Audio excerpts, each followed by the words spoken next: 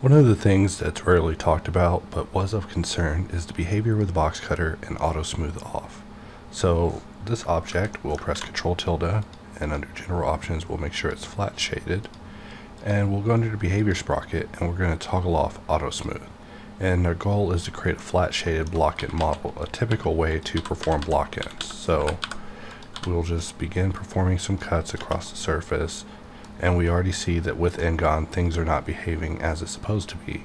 This object doesn't have any normals and it's flat shaded, and also auto smooth is off. So why is it actually performing smoothing on the cut? So we perform another cut, and this cut also receives smoothing. We mirror it to the other side, and we're just continuing on our way. We're just going to roll with the punches and ignore that. However, it is quite problematic. So let's press D, jump over to circle, and we'll press A, and we now have bidirectional circle, and we bring out a circle, and what's this? As a result of the way that circle is constructed, the simple auto smooth parameter won't be able to extend to it. On a technical level, it's that way because if we keep screw, we can actually draw the shape and keep the screw modifier live. I'm actually pressing W by mistake, and we keep this live, and if we look at the modifier, we actually have a option here for smooth shading, and because that's on, it's the reason that this shape does not receive flat shading.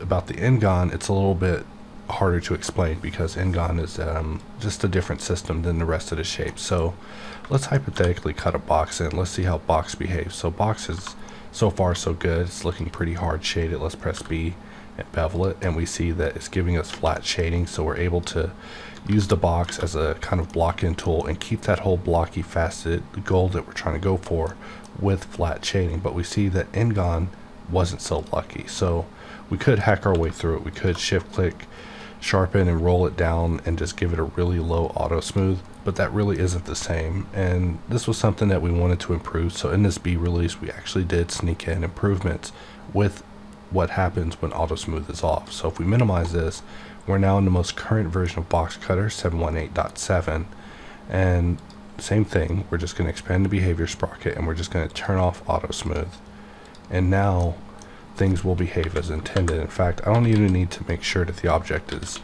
flat shaded because this is just a default cube. So we perform our first cut. So far so good. However, the shading is a little bit simplistic, so let's press Alt V and go with EVHQ just to put a little cavity shading in our lives, and we perform our cuts and everything is perfectly flat shaded.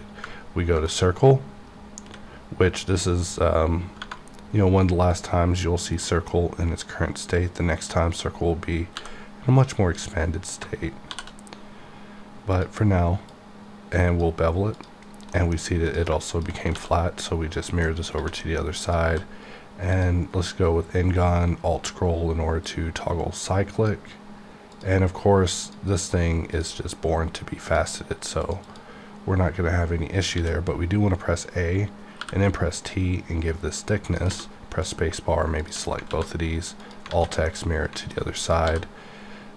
We're already inside of Ngon, but we want to press C to get out of cyclic and go back to classic Ngon. And here we are just basically performing a block-in without any sort of issue standing in our way. Of course, the purpose of this B release was to fix dots, so dots are definitely behaving as intended now. Before, we were having some just strange irregularities that couldn't quite be explained, but our super sleuths were able to get to the bottom of it. So drawing this shape, we'll just extrude it down. However, looking back, we actually want to utilize view. I don't know why it's rotating like it is. Maybe I'm drawing head on this shape is what it is actually.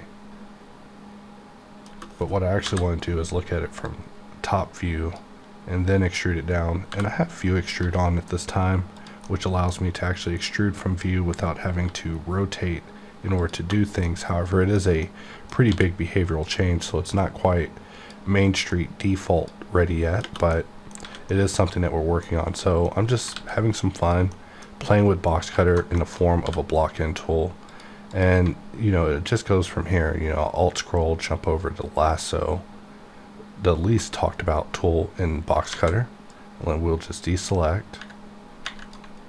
try it again, draw a spine, bring it out, and I contemplate having a solidify behavior type mode when it comes to make, where you will be able to bring things out on both ways, but you know, explaining it in the form of a task in the terms of our current system is always something that's going to be a bit of a struggle, because we can't reach too far. You know, we'll have these tools doing things and opening Pandora's boxes to bugs we didn't even know possibly existed. So it's always you know, careful treading whenever it comes to taking things forward. In fact, a lot of the stuff that we've been talking about in recent releases, I was checking the timeline, and has actually been in the making for, you know, almost a year.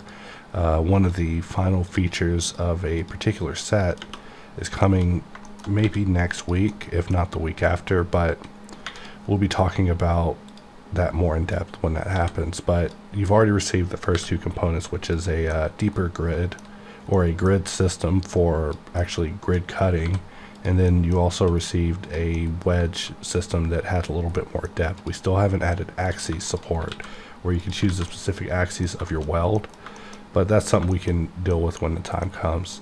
So, you know, I'm just building in like a quick little robot guide, just having some fun with Boxcutter, and not experiencing any issues with smoothing. Sometimes you'll want to work and actually have your smoothing just completely negated, so it's not calculated in the equation while you just deal with big forms and angles. And this was one of those things I just always wanted to see improve with Boxcutter, so it turned out to be a pretty easy fix. Shout out to Loof and Proxy for getting that done and processed in a timely fashion. And I wanted to do a little video talking about it, just kind of making up for the issues that were happening with dots. Even though you may not have ran into them personally, I only received one email about it, but it was definitely something that we noticed immediately. So all my recent cue boxes were, in a way, me attempting to get to the bottom of the issue and find out what was causing it. But I had to do about, you know, 20 boxes to really get there. Every time it's like, all right, my top bar disappeared, what happened? Oh snap, I didn't record it because we haven't made our auto record script yet, but we'll get there. Anyways, I'll go ahead and wrap this for now, because I'll just bore you modeling all day and just cutting this thing and just adding more detail over and over. However, when it comes to the arms, you know, if I was to begin adding the arms first, I would put a ball for the shoulders. So I would just get a cube, sphere cast it, and then I would shade it as flat, maybe simplify its subdivisions a bit to fit the rest of the mech, and then from there just begin adding these components. In fact, if I wanted to even add legs, I would alt scroll, jump up to Ingon line to start drawing some little legs. Shift to override, press T to give it thickness, press A to make it a make box. In case you're ever wondering why some 2D shapes like Ingon Cyclic don't actually show the shading correctly whenever it's enabled, it's because of a normal issue. So something we've talked about a bit internally. Someday it'll be solved for good and you won't have to deal with such issues. But just like that, you can now use Boxcutter to quickly block in components and mechs and things like that using flat shading, just by going into your behavior panel and choosing to have your auto smooth turned off. So with that, I'll wrap up this video, and I'll see you guys next time.